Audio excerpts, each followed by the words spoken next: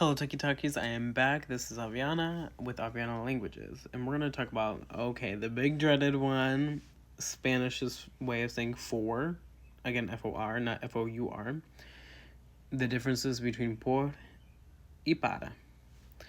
And so, I know this one's stressful for a lot of people. When I was learning it, it was a little bit stressful, and it's one of the things that takes time and takes listening to it and hearing it in context, and just kind of constantly going back and making sure you're doing it right and things like that. And it's just one of those things that will come with time. But for the sake of today, I'm just going to teach you the basic concepts of how they're used, right? So we're going to first start out with para. And we're going to talk about destination towards or in the direction of. So for example, you can say, Iré para Romania este verano. I'm going to Romania this summer. Para is in this sense kind of to. You wouldn't necessarily say I'm going for Romania. That doesn't logically make sense in English. You would say to Romania, but you can use it as like to and for in this context. For time sensitive and specific deadlines, you would use para as well. So, for example, tu tarea es para el viernes y no if I can speak, y no el miércoles. And so, your homework is for Friday, not Wednesday. This is to indicate that specific deadline, which is Friday, that needs to be done, and not Wednesday when the other speaker thought it would have been done, right? A purpose or a goal. So, oye tú, corre para bajar de peso. So, translation is, hey you, run to lose weight. That para in this sentence is for the function of, the purpose of, the goal of losing weight, right? Recipient of an action. So, tengo chocolates para ti y tu mamá. So, this is saying, I have chocolates for you and your mom.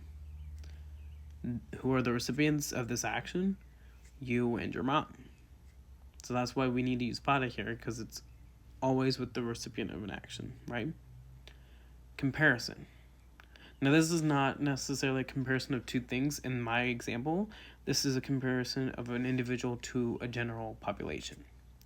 For example, para ser ruso, bebe mal el vodka. For being Russian, he drinks vodka poorly. So, the expectativa, or like what the anticipated outcome would be that all Russians can drink vodka well, right? Well, wrong in this case. For being Russian, this specific person drinks it poorly. So you're going to use it in that comparison, even though it's not two objects being compared. You know what I mean? For general opinions. Para mí, no creo que entiende bien el español dominicano. So for me, I don't believe he understands Dominican Spanish well. You're talking about the general opinion that you have about a person in this case, about if they can understand Dominican dialect of Spanish. Jobs. Trabajo solo para mí.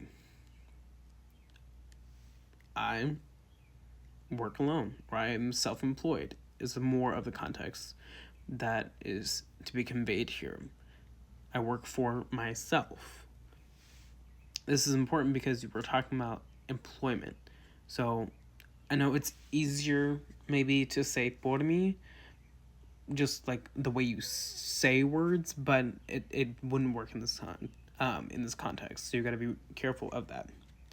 But now that we just talked about that, we're going to actually lead into the por uses. So, general duration of time. Volamos por or durante 3 horas. We fly for or during 3 hours. Durante can mean kind of for, and during, it can kind of take on multiple meanings. Motion.